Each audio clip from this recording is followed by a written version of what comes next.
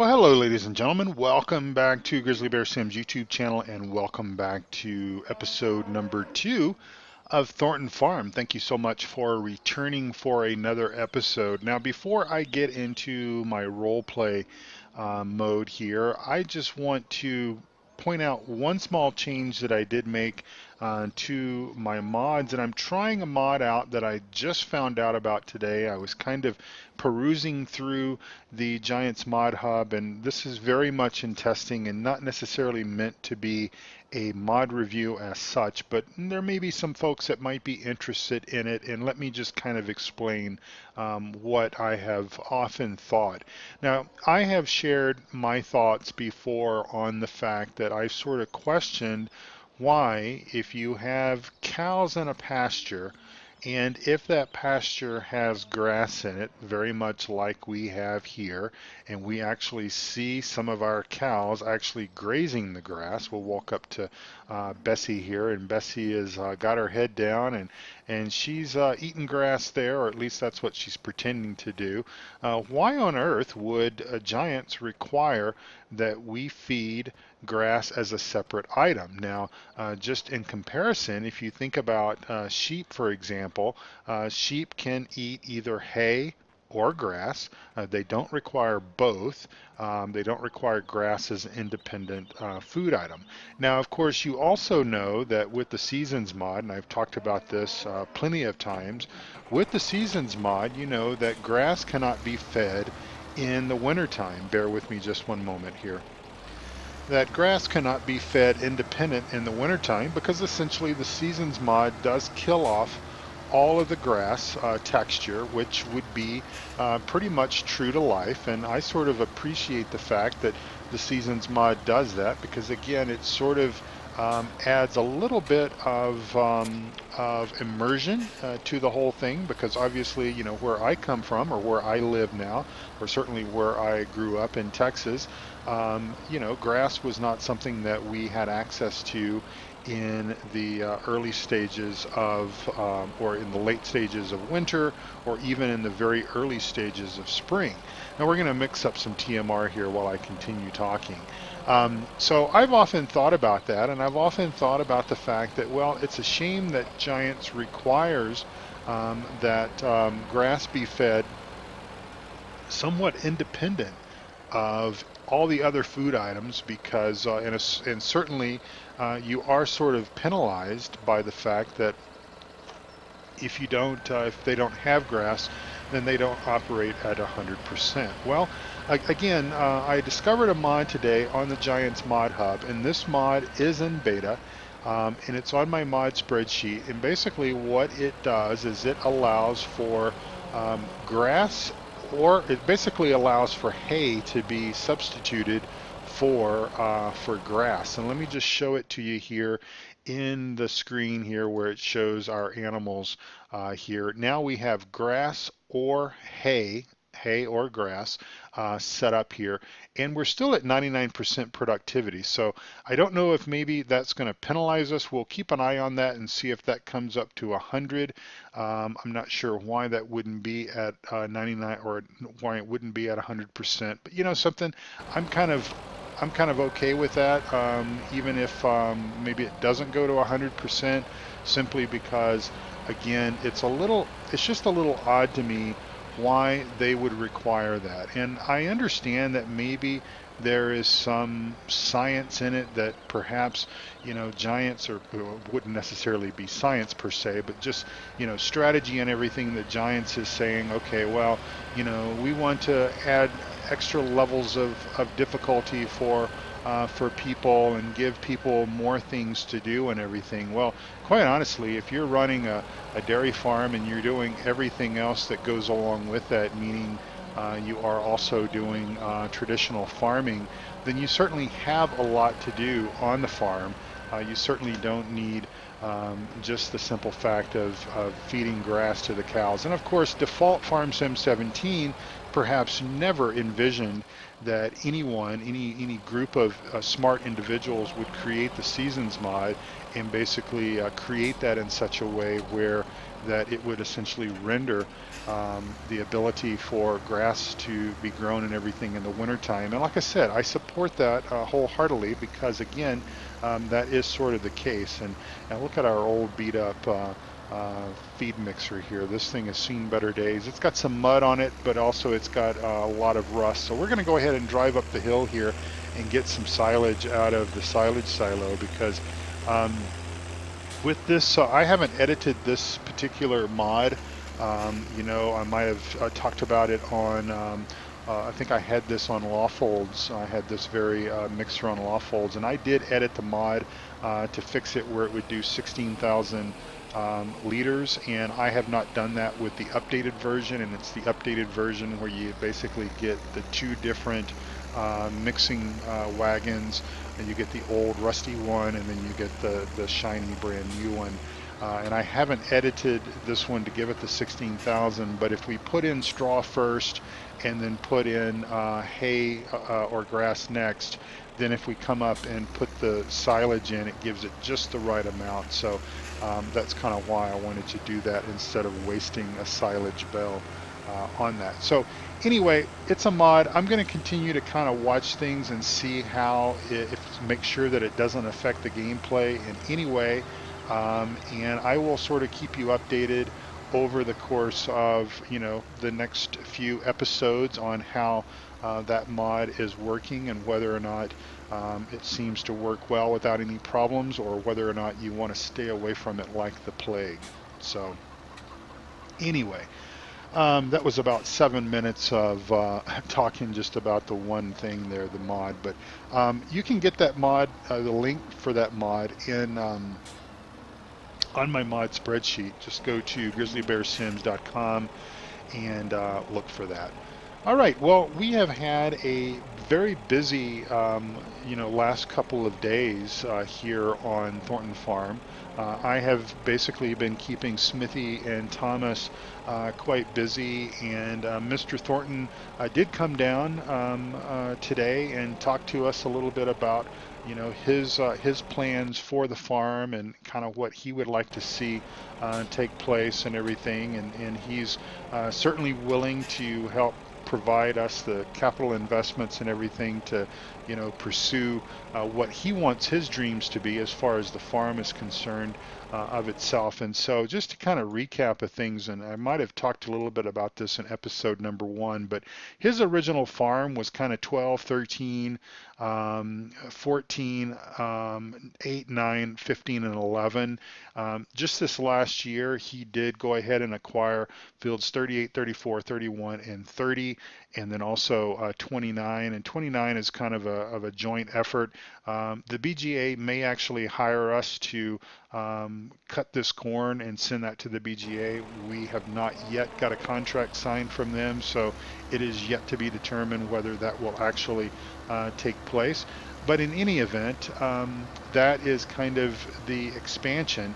And as I sort of told you yesterday, or in a previous episode when we were together, corporate farming is something that is kind of hurting the small farmer, the small farming community, because so many of these businesses, so many of these mom and pop type shops that I like to refer to them as, actually really do rely on the local farmers. They rely on the local farmers because, well, not only do they pride themselves in the simple fact that people that live in the area, the Cotswolds, as I've mentioned before, often pride themselves on buying local.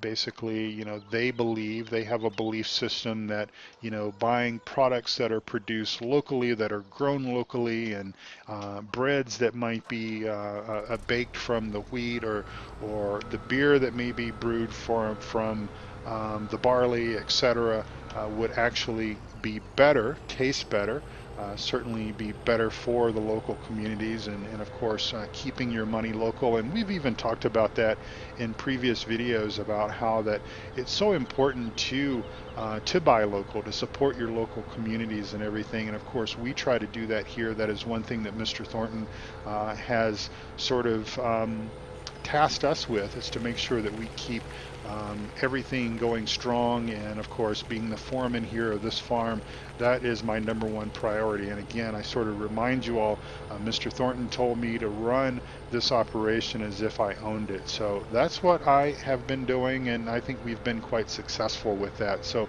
we're going to get our greenhouses up and going today. This will do quite well, I think, on revenue coming in. And again, sort of our goal with regards to revenue and what have you, really and truthfully, is the simple fact that we want to be able to expand the farm even further. Mr. Thornton would love to be able to get field number 4, and maybe if we've got the money and everything at the end of this year, this harvest, maybe even 33 or 27. Just we have to kind of see how far the money will go, and of course that is the way that it works, right? I mean, even in your world, whether it be virtual or your personal world, it's all about stretching the money and trying to make ends meet sometime.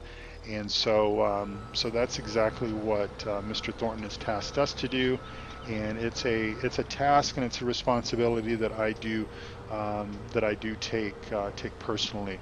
So as I mentioned in episode number 1, we do buy manure from some of the other local farmers in the area, and they bring it up here, and either Smithy or Thomas will calculate out how much they've brought to us, and then we pay them per load, and it kind of keeps our manure deposits, or whatever you want to call that, down, so that we can use manure on our field should we want to.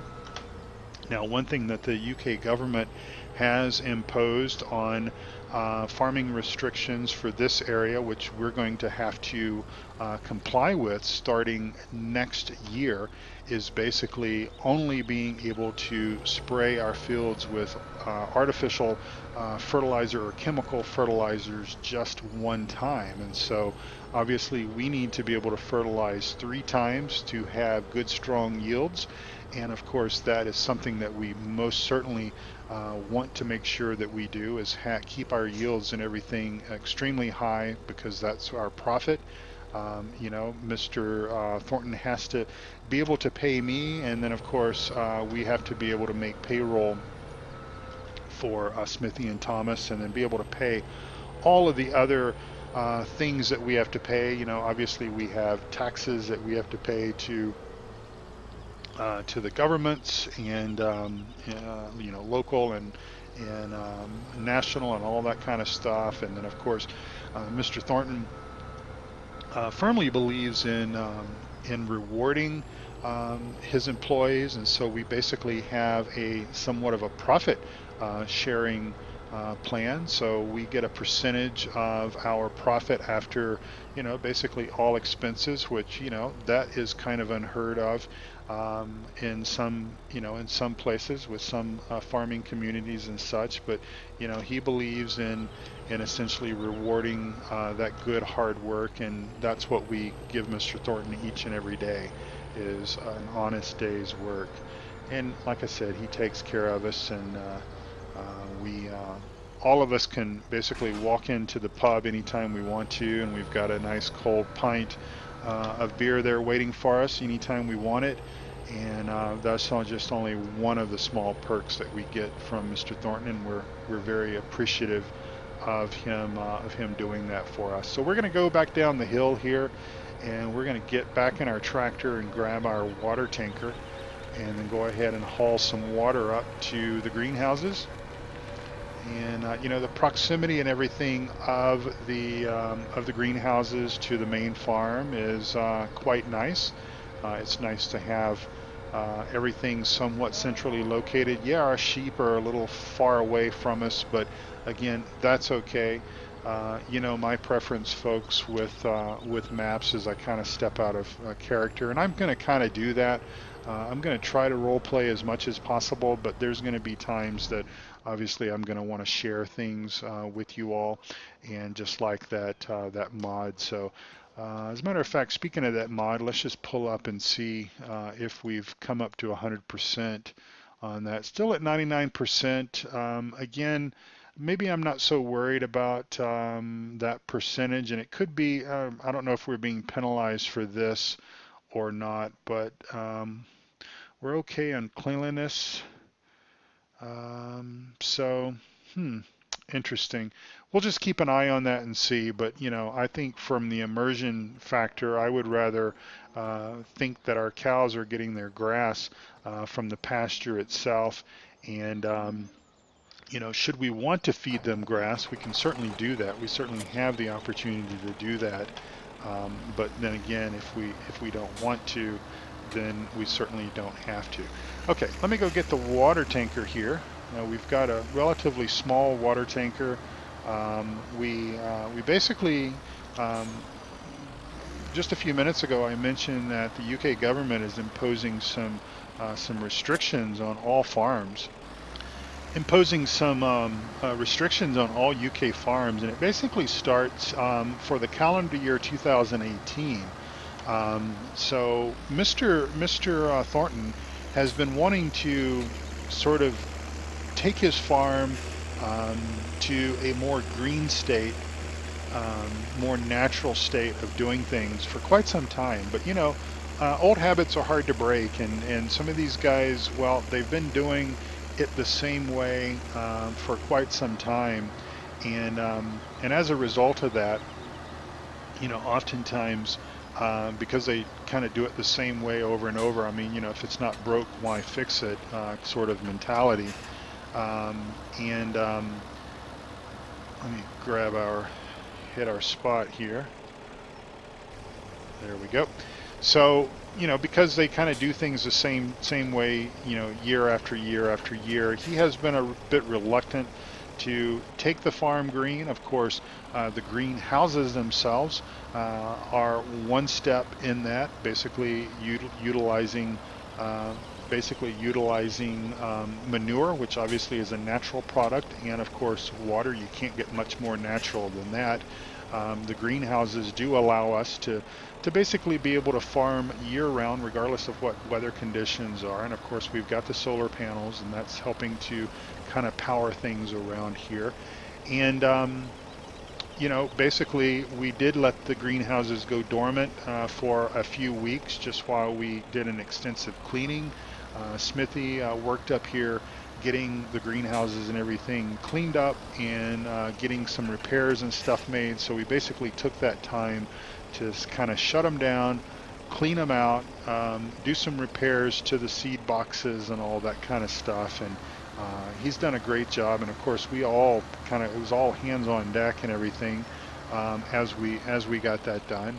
You know, the winter months do afford us the opportunity to do that type of work. Of course, we had the greenhouses running full production during the winter months. I'm going to go ahead and go and refill our water, and then that way we can come up with a full load and finish off those other four greenhouses. But you know, the winter months are there's a lot of demand for fresh fruits and vegetables and stuff like that, and so we were able to keep a lot of the markets and everything that we provide to here locally, keep them in stock of lettuce and tomatoes, which is what we're growing there in those greenhouses, those 8 greenhouses.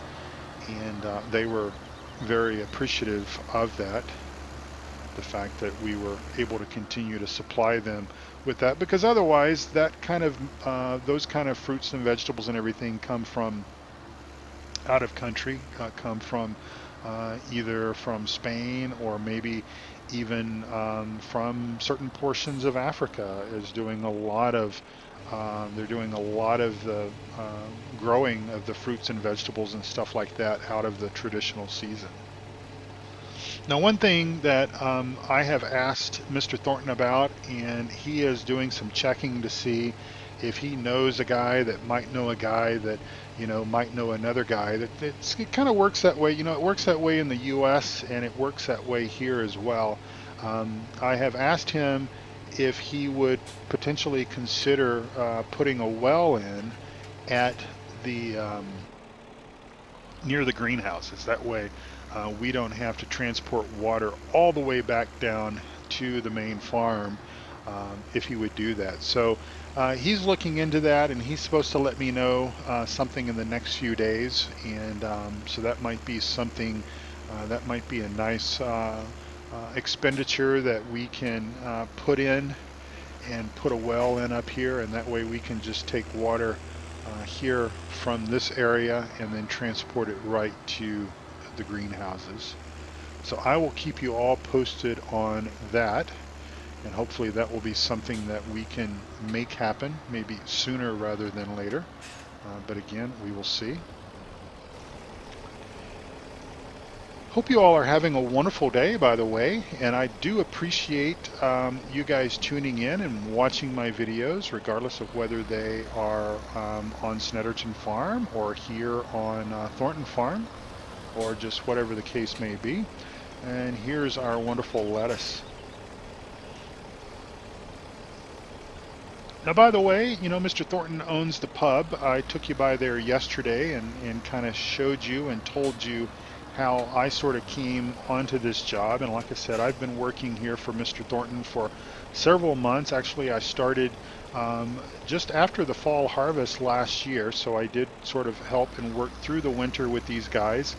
And as I said in yesterday's video, in the first video, I was essentially hired just as a hand here around the farm. The foreman that was here just sort of up and left, and I guess he I don't know if he won the lottery or just what the status of his situation was, but he was here one day and pretty much gone the next. And all Mr. Thornton really did was he came to the farm one day. We had all come together, Smithy and Thomas and myself, and we were working away. I think we were working up here on the greenhouses and everything. And Mr. Thornton said to us that, basically the foreman wasn't going to be around anymore. And so Mr. Thornton asked me to step aside if I would, and he told me, he said, I really like your work initiative and everything that you have, meaning me, everything that I have put into the farm and the way that I've treated everything, the way I've treated both Smithy and Thomas. And of course, I've got a farming background. Of course, I've never farmed in the UK before. I did spend a little bit of time as I was backpacking through England. I spent some time on a farm called Cotswolds Park Farm. Did a little bit of work there for the owner of that farm for a little while, but then I moved on. It was time to grab the backpack and throw it across my back and head on to other areas and everything, and I did that. But that's really the only other farming that I've done in England was at Coldborough Park Farm. But in any way, I did do a little bit of work in a farm in Scotland called Cotswolds. I spent some time up there. Again, I just kind of bounced around, did odds and ends here and there, and drove tractors and baled hay and swept barns and shoveled manure, just about anything that would earn a fairly decent wage. I would tend to do, and of course enjoy it, because when you work for a living, when you're earning your way, through life, that's very important. It's very important to me. I was raised to always pull my own weight, to always earn my own way. Nothing in life is free. Nothing would be given to me. Type concept, and I'm very proud of that, and I think Mr. Thornton saw that. I think he saw that in me.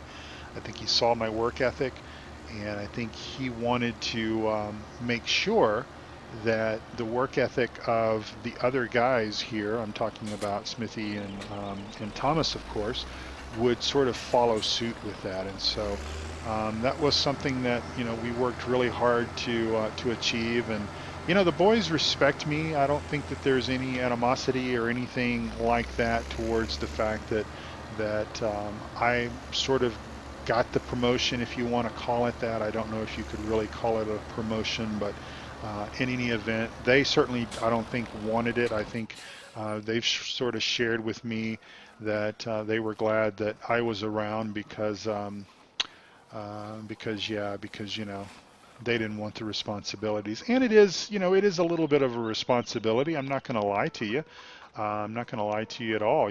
There's all sorts of rules and regulations and things that I had to learn, because obviously everything that I sort of knew about farming was based on sort of the American way of doing things. And of course, when I worked at Colborough Park Farm or worked at Lawfolds, I basically just took instructions. So it's a completely different world when you are taking instructions from somebody, because basically if the government shows up and says, why are you doing things this way?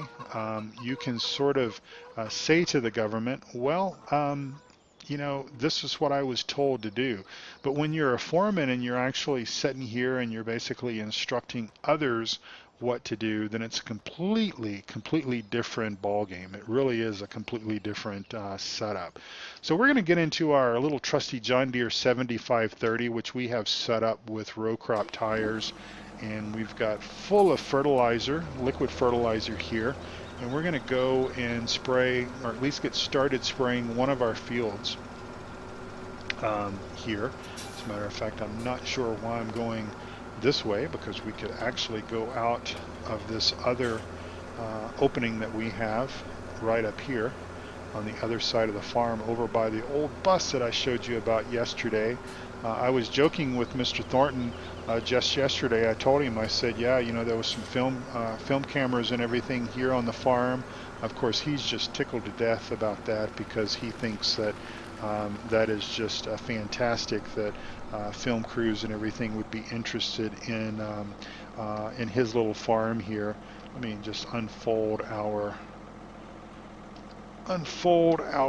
fertilized booms here, but he's just tickled to death that the country file is interested in sort of documenting what we're doing here on Thornton Farm. And of course, I told him, I said, it's all you, man. I mean, this is all what you built. This is everything that you built. But I was telling him yesterday that when the film crews were here, we were talking, and I was giving you guys a tour of the farm, and I told him, I said, yeah, Mr. Thornton used to run a bus service within the local communities here around the Cotswolds. And I said, I said he used to run this bus service, and I said he must have just drove this bus in here one day and parked it, and well, that's all she wrote. So I think he kind of got a chuckle out of that, and he said, well, that's basically about what happened. He was basically getting tired of the bus service, and essentially, he's an old enough gentleman that he remembers the time when not many people had transportation, or at least reliable transportation, and of course he was running the bus service and running people to the different villages here throughout the Cotswolds. And of course, as automobiles and everything gained in popularity, and the price of automobiles and everything came down, so did the sort of the demand or the need for his services. And so the bus was starting to really show its age and everything, and he brought it here to the farm because, well, he didn't really want to, he didn't know what to do with it. He didn't think that there was much of a market for selling a used bus, and he asked some people, and of course, it's that good old boy network that's alive and well even here in England. And he asked around, and nobody really showed an interest in it, so he parked it there.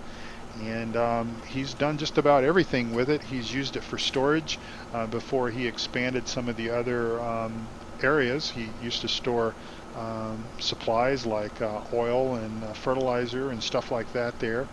And so So yeah, that's where it parks. I told him the other day. I said, I asked him about the well up at the greenhouses. I said, you sell some of this, I call it junk, and he basically lets me call it junk. I think he takes great pride in the fact that it's bought and paid for, even though it's not in the best condition in the world.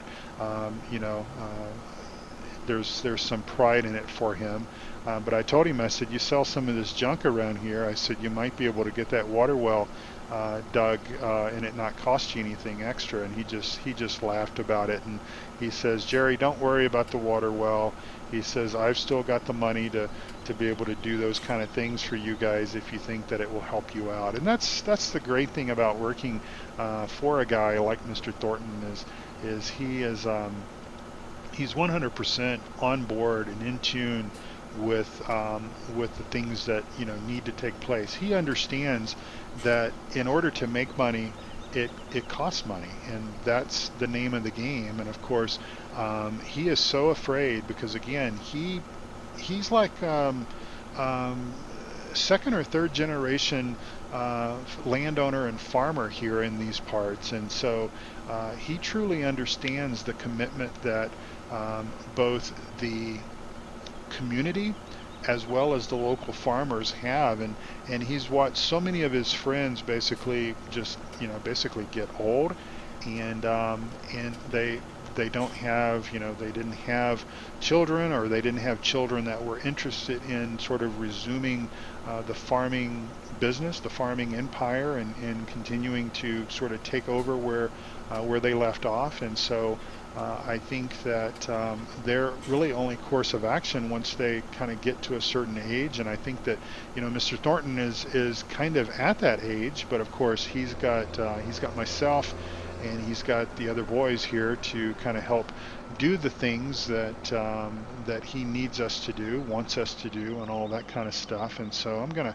go ahead and take advantage of our GPS unit. Now that's one thing that Mr. Thornton did allow us to install some time ago, and we're going to see if that will basically allow us to lock in and overlap just a little bit, but create a nice straight line there. But yeah, he did allow us to spend a little bit of money and put these units into the tractors. But there's my point, he understands that it takes money to make money, and he is very supportive of that. I've worked for other people, and I've got to say, and I'm not going to mention names or anything, but because you guys probably don't know who I'm talking about, but the owner of Coleborough Park Farm, man, I tell you, I mean, he practically wanted us to split seeds almost. I mean, he wanted two plants per seed almost. That was his expectation, and of course we had to, there was absolutely no waste, and I'm not a believer in waste either. We basically, that's one of the things that I try to work with Smithy and with Thomas about, is just making sure that we basically control our costs, control our waste, keep everything at a bare minimum. We try to. Ooh, there goes one of the RAF flying overhead. That's an awesome sight to see. But we try to do things like, for example, if we get out of a tractor or whatever, we don't typically leave it running unless there is a need to leave it running. If we need to run a PTO for something like the mixing wagon or whatever while we load it, that's completely different. That's a completely different situation. But that's a bit odd, that grass texture there. Anyway, but we try not to waste, waste not, want not, all that kind of stuff. You guys know what we're talking about here. It's nothing new. How you run your farm versus how we run our farm here in the Cotswolds, it's pretty much all the same. We don't want to waste if we don't have to. So I've kept you guys for about 34 minutes or so, and I'm going to let you guys go. I am going to finish this field off, and probably when we come back, we're probably going to be in this same game day. I'm going to kind of do things as I've kind of done before, and unlike the 24-day season challenge, map play, where I'm kind of, picking and choosing what to show you. I'm going to try to, I'm going to try to make 2 or 3 videos per game day, at least if there's action, at least if there's things to do. And obviously we'll do some stuff off camera just to try to keep things from being too repetitive, but I'm hoping that the sort of the role play, the storyline and stuff like that, if I can continue to remember to stay somewhat in character, if I can do that and not, did we make that turn there okay? I think we did. If I can sort of remember to do that and keep things kind of interesting for you all, then I'm going to try to keep producing videos. There may be several videos per game day, etc. I'm not going to necessarily worry about the speed of which we play the game. I may bump it up to 5 at times. I may not. It just kind of depends on what we've got going on and what we're doing. But this is this is only episode 2. And so most likely what I'm going to do is I'm going to finish this field off camera. When we come back together for episode 3, again, I think it'll be in the same game day. We'll probably have Smithy resume the fertilization on maybe the field that's right behind us. There, field number 12, I believe it is. Have him do that, and then we may actually go start doing a bit of mowing because, we have a lot of mowing to do on this map, on this farm. Obviously, we've got our dairy that we need to be able to produce hay and, of course, grass and silage for, but also Mr. Thornton does provide hay and silage for many of the other local farmers. Many of the other local farmers around here have small dairies or just small sheep farms or what have you, and they just don't have enough land to also be able to produce their own hay. And so that's one of the things that Mr. Thornton has been doing for many years, actually, from what I understand. And so we're going to basically continue that process because, again, that helps out the community and that helps out the local farmers. So ladies and gentlemen, until next time, I really appreciate you guys stopping by and following our progress here on Thornton Farm. From on behalf of Mr. Thornton himself and of course Smithy and Thomas, we wish you all a very, very good day, and we hope that again you will come back to see us, and we also hope that you will take care of yourself and then also take care of each other. And God bless each and every one of you. Thank you all again so very much. Talk to you soon. Bye-bye.